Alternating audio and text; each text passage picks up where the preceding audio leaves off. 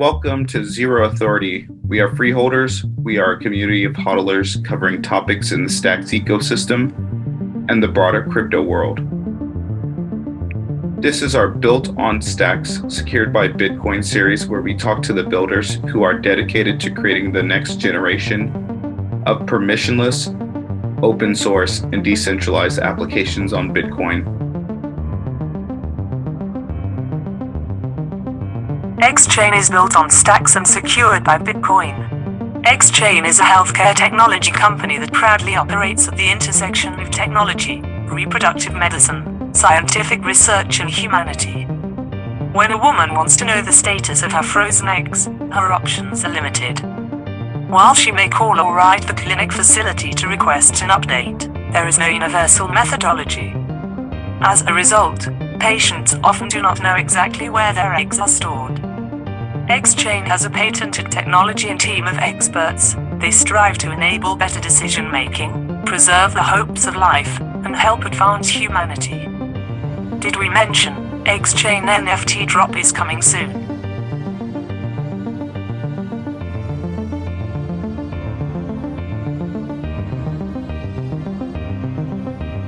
Today we have Wei from EggsChain. EggsChain is a healthcare technology company that proudly operates at the intersection of technology, reproductive medicine, scientific research, and humanity. Hi, Wei. Thanks for joining Zero Authority today. How are you? I'm doing very well. Thank you for having me. It's a pleasure. Thank you. Something on your website, what people are saying really caught our interest about EggsChain. And I just wanted to read this really quick. EggsChain was initially developed to give peace of mind to patients undergoing infertility treatment, but has evolved to providing much more. EggsChain is the first patented technology that provides secure and reliable tracking of all biospecimens, such as sperm, eggs, embryos, cord blood, and ultimately stem cells. The goal of EggsChain is to allow patients to rest assured that their genetic material is protected. And that was by Dr. Kathleen Tucker. Wow, what a lot of things going on there. You're on the cutting edge of blockchain, science, technology, medicine. How did the team start? And can you give us more background on the name? Yeah, absolutely. So the eggs in EggsChain refers to human eggs. And it is plural. It's because a successful IVF process will have more than one egg. So the human egg, just for our background information, is the largest cell in our bodies. And all women were born with about approximately 1 million eggs in them. So that's the part of the eggs. And then chain has a double meaning. It's chain of custody as well as blockchain. I like when there are some creative word plays on the company name. And yes, and you said you've been around since 2018, so it's not a new startup. Yes, so we still are a startup, but because we are a deep science or deep tech startup, we've been focusing on R&D, and yes, so we've been around for 3 years plus. So yeah, we're really excited. Can you tell us how you built the team? I know you guys started at UT Austin. We're actually not affiliated with any universities. So it's just so happened to be that I went to UT Austin undergrad in computer science, and our VP of engineering and I met at UT. But we're not affiliated with a educational institution. And so to answer your question directly, how I founded the company or built the team is that I connected with the thought leaders in the field of reproductive medicine, embryology, high complexity lab management, and cryogenic preservation.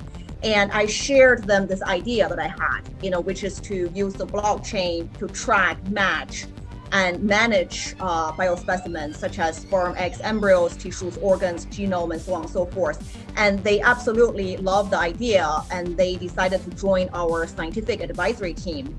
And some of our investors also become advisors because of their passion and the belief in the mission of our company. And what they bring to the table is their expertise, vast skill set, and experiences that we as a company can benefit from. So that's a story of how we started the company and built the team. You guys have a deep experience in what you do. That is impressive to bring these advisors on, and they also believe in the mission. In early 2018, you had some ideas, and maybe then you found out about Blockstack or Stacks and decided we need to build on a blockchain. How did you make that decision in that process? Yeah, absolutely. And so, it arises from our need.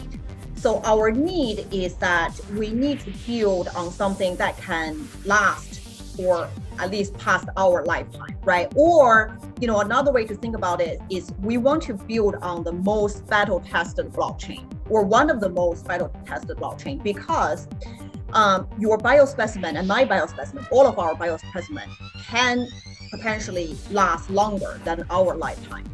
In theory, your biospecimen doesn't go bad, right, if it's frozen properly. So our entire software system and the blockchain we choose to use will need to be able to outlive us for decades, for hundreds of years. So when we heard about the Stacks blockchain, which is built on Bitcoin, we really liked it because we can leverage the security of Bitcoin and the nature of the battle-testedness of Bitcoin while paying lower access or gas fees. So that was very appealing to us, and that's why we're using the Stacks blockchain. And we really have been, very supported by the community, which we really appreciate as well. With Bitcoin, you get the security and stability, and with Stacks, you get the smart contract and the scalability, right? Correct.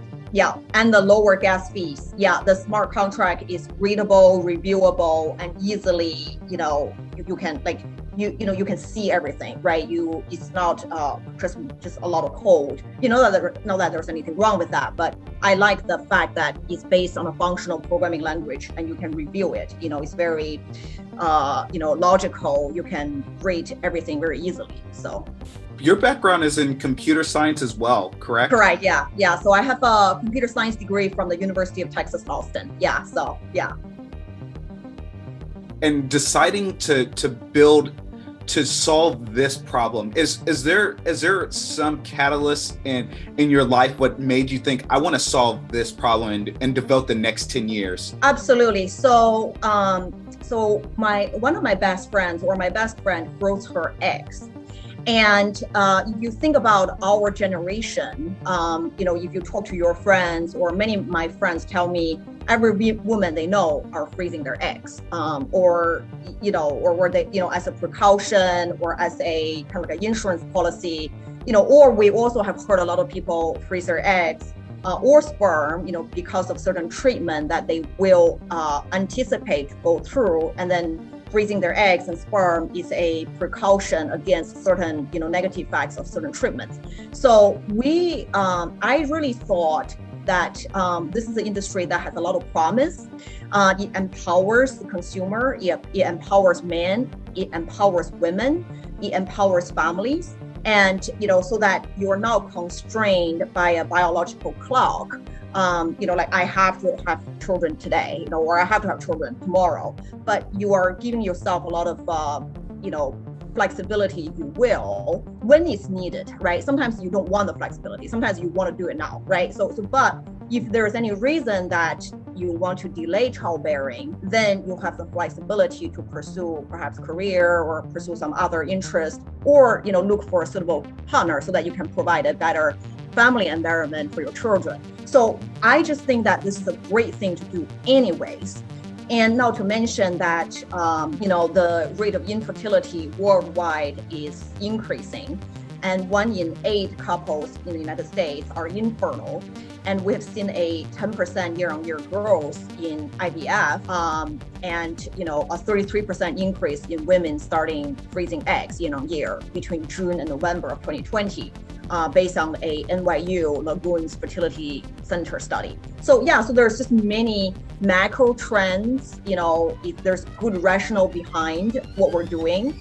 And also we think that we are solving a acute need for society. So it's a win-win-win-win solution for all of us. A lot of my friends and just in this cohort in general have started to have kids a lot later on than other generations, right? Yes. So, and this is why EggsChain especially resonates to me, just from that component alone. Yeah, absolutely. And it's all countries. And it's not just the millennials, to your point, in the United States. And there are millennials everywhere. And we've seen that in Japan, we see that in Singapore, we see that in European countries, we see that in even some of the other extremely conservative countries. A lot of them are, delaying childbirth. So oftentimes, all the times, with good reasons. So yeah, we've seen that it's going to resonate more and more. Building on stacks, does it give you the flexibility you need to scale your product and your software? Yes, we believe so, because stacks settle on Bitcoin, right? So it settles on on each block of the Bitcoin blockchain. So it definitely allows us to scale pretty quickly and at a lower cost. So we absolutely think so. Eventually, do you imagine using app chains to scale, or is that something that is a consideration? I saw some information put out by Jude Nelson, and I thought, wow, so we can have separate app chains on the Stacks chain. I think we're still thinking about it. So okay. I don't know if we have an answer, either yes or no or maybe. So we're right now we're just focusing on getting the system built up completely, extremely well, perfectly, accurately. And down the road, we'll think about it, maybe, app chain or any other options we may have. But right now, we're just 100% focused on developing our system using the Stacks blockchain. And there was one quote by Dr. Hugh Taylor: "The technology developed by EggsChain has not existed before in the field of reproductive medicine." So it sounds like you have to architect and structure the whole thing, whole stack from the ground up. Absolutely, 100%. That's 100% correct. So we hold a patent of bridging biology and blockchain. So we invented it. Our company invented it. We hold a patent on it. We absolutely, every single line of code, we rewrote it from scratch. So we did all the customer discovery from scratch.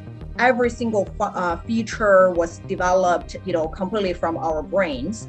So our team consists of high complexity lab directors, embryologists, different kinds of physicians, and lab directors and technologists and software engineers and blockchain experts. So every single feature, every line of code was written from scratch, just really from our heads, and aligned and tested and verified by very, very seasoned clinicians who have been in the field of reproductive medicine for decades. So yeah, absolutely. So everything was architected from scratch. Needless to say, you haven't adopted Facebook's model, go fast and break things, correct? So we are in the field of healthcare. So we definitely cannot break anything. We absolutely cannot break anything. In fact, we build things, we repair things, we do it right. We do it perfectly. So before we launch anything, it has to be perfect, completely tested thoroughly, many times, adhere to software best practices, and do it completely well before we release anything. Because we, healthcare, like a wise man and wise women have said, these people's lives at stake, right? It's people's sperm, eggs, their future offsprings, and it's their biospecimen at stake. It sounds like a build, test again, because these things are important. And just to be clear, you do not store any patient data on the blockchain. Correct. Absolutely not. Yes. So patient identifiable information. So in the HIPAA world, there are certain things are considered patient identifiable information, or PII. So that includes the patient's name, phone number, address, email, and so on and so forth. That cannot be on the blockchain. So yeah, we do not store that on the blockchain, correct. When a woman wants to know the status of her frozen eggs, options are very limited. She may call or write the clinic storage facility to request an update, but there is no methodology or consistent framework for this. I was blown away. Right. So what we say is there is no universal methodology. And so every clinic does it differently. So depending on your clinic, so some clinics, they will mail you a paper statement once a month or once a quarter or once a year, depending on your payment arrangement frequency. And the clinic by name sometimes, or the storage facility, you can call them. So what our goal is to provide a universal tracking or universal infrastructure so that you know the status of your biospecimen. So that's our goal, and that's the journey we set out to do for EggsChain. That is just phenomenal what you guys are able to accomplish today. And you guys are, obviously, you've had 6 months to start building with Stacks 2. Were you building on the previous version of Stacks? No, we started building starting actually May of this year. And since we learned about the Stacks blockchain in April. And so we learned and actually tested the Stacks blockchain. So we wrote some test program using the Stacks blockchain just to make sure that everything works the way that it's supposed to work, and it worked well. And we had some suggestions, and the Stacks team were very receptive to our suggestions. So we tested it, and then so we officially started writing on it in June. So we did not touch, if there was a previous version prior to 2021, we did not touch that part. So we only started building after May or June of this year, 2021. You said 1 in 8 couples in the U.S. are reporting difficulty conceiving, and so they're more likely to use the product here. What are their options today? What are some of the macro trends that are bringing people to use blockchain, specifically EggsChain? We have not officially launched yet. So they're not, so we are only testing our system because we just started building using the Stacks blockchain. So we do not have a patient using the chain yet, but we will. We have a very good plan that of thorough testing and usage, and we're happy to share next time we talk. But So to answer your question, the macro trend that we have observed that's both appealing or both applying to physicians as well as patients is that people want greater control or greater access to their personal data. And physicians also want to enroll consumers or patients into the process. And so we provide a mechanism to not only empower the patients, but also protect the doctors. Because by enrolling, various parties into, to do this together, right? So if you and I, let's say you are my physician and I'm the patient, if we're in this together, we each share some responsibilities. We have different roles and responsibilities. We're in this together, and we can help ensure the integrity of the system together. So we see that to be very appealing to both patients as well clinicians. Clinicians include doctors and lab directors and embryologists. So I think that's a macro trend, is that, greater access to your own personal information, and also shared responsibilities and a clearer chain of custody. So those are some of the big macro trends that we have seen. That's spot on. I think, especially talking to other founders and core contributors in Web3, there's this shift going on to digital wallets. Yes. Where you don't have passwords and usernames stored in a database somewhere. Correct. How do you envision using, is there any component to use a digital wallet in the future? Yes, we are. That's part of us. So we already finished developing that. So a digital wallet, it allows you to be as one of the signatures that as part of a verification system, and that's yours, right? So you have a private key, you have control completely of that private key, and nobody can take that away from you. And nobody can erase that information, right? So I can't just say, I want to make your data disappear, and you don't exist, or your biospecimen no longer exists. Nobody has the power to do that. So I think that's a very important piece of the equation that we think that it's very likely to be part of the architecture. So we have already developed that part of the code, and so we're pulling it together. So like I shared earlier, we're testing everything, we're retesting everything, we're testing it again. So, but we already finished developing that part of the code, and we think it will be included in the final release. Yes.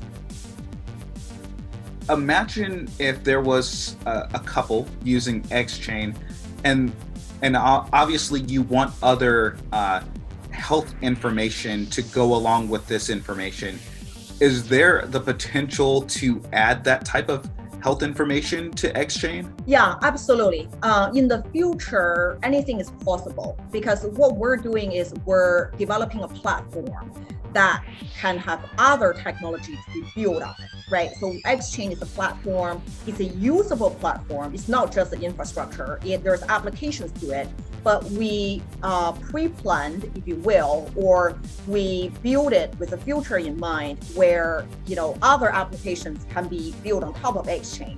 So if there's other health information that is not patient identifiable information, or we can store the patient identifiable information off chain. But if there are other health information, it can be part of the roadmap that we can incorporate, with the patient's permission, of course, with the permission of the owner of such data. Yes, absolutely. I'm just really blown away by all of the potential composability options, where I have my own digital wallet or a multi-sig wallet with my wife and I. We have our own digital wallets, and we want to sign off on a transaction for our health information, but we can also see that through the GAIA storage or something like that. This is just really, it's just next level. Yeah, we're really excited. And I think, as we are developing this every day, as we think about it, we talk about it every day, more opportunities open up, more windows open up, more doors open up to us. And we're very energized by the potential of what we're building. Yeah, so we're really excited. As genetic material is transported between storage vessels and storage locations, the chance of losing track or misidentifying the genetic material increases. How does that even happen? And with EggsChain, will you know exactly where your information is? Yeah, so because every time your biospecimen moves, you will be, if you are part of our system, it will be considered a transaction. So essentially the transaction is, your biospecimen move from one location to the next. And so if you're part of our system, then the transaction will be logged onto the blockchain. So the goal is to provide a auditable trail of record that, certain things happen, certain events happen, certain transactions happen. And so just if we kind of like step up 50,000 feet, it's not a problem and it's not a mistake or anything. It's just that let's say you move houses, right? Let's say you and your wife or me moving houses or moving states. So I moved 10 times last year. So the more time you move, the more likely that something could go missing or get mixed up. I might forget a piece of my clothing in one of the locations. I might forgot to there's something else I personally messed up in another location, right? So it's not a negative thing that the possibility of a something slightly negative happen increases. But I think what we're providing is we're providing a ledger or a log on the blockchain so that we can help everybody to have a greater transparency and clarity on, okay, so on this date, in this location, we moved, right? Or something happened. And then, an event happened. It could be a very positive event. And on a different date, a different location, another event happened, right? So I give you some examples. So one could be, a simple location move. Another one is maybe a sperm get injected into an egg and then an embryo was made, right? And then, in a different date and something else happened, the embryo was implanted into the woman. So so I think all these transactions to be recorded on the blockchain is a very transparent and useful and a very good thing so that you can have a ledger. So that helps you remember, right? Because, this could have happened 20 years ago and you could have chosen to freeze your specimen 20 years ago and you may not remember what happened, let's say you freeze your sperm 22 years ago and, you had a very successful career. Now you're in your 40s, you want to use that sperm to make a baby. So you probably don't remember what happened 22 years ago, but the blockchain will help you remember. So if that makes sense. Stacks built on top of Bitcoin because it is sovereign money. And I think it will be around longer than we will live on this earth. Yes. It needs to happen. Yes. Yeah. You also mentioned that there's no trackable record of estate plan relating. What is this? Is it the estate plan in the traditional sense? Yeah, so yes, estate plan is kind of like what happens if you die, right? So that's one aspect of the estate plan. So for example, what happened to my eggs or my frozen embryo after I die, right? So there needs to be some clear documentation. And so that's the estate plan that we're referring to.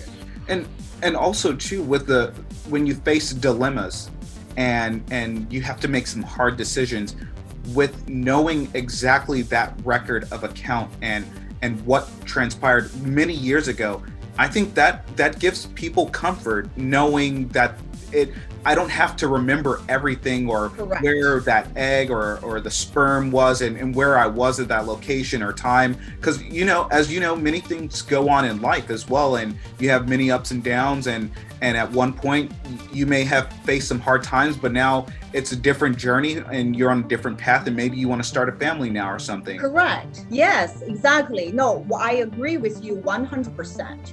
And that is why, our system, our software and the blockchain will need to last very well for decades because, we want to provide the service and we want to say, we're here for you, right?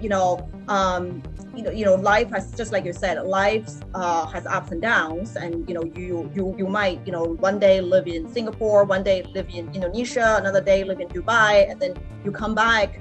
But you need the peace of mind that your biospecimen, your sperm, eggs, and embryos are safe and frozen, and you know where it is, and you have the estate plan, so that you can go on and pursue your career, and do all these great things that you're set out to do. And then we're here for you. We know we have this blockchain tracked your biospecimen. So when you're ready to start a family, we're here for you. There's so many potential future options and composability with the tools that we'll have here. There was another point that I thought was really fascinating. EggsChain will deliver medical grade information and data to individuals undergoing IVF in a secure, transparent, and universally trackable format.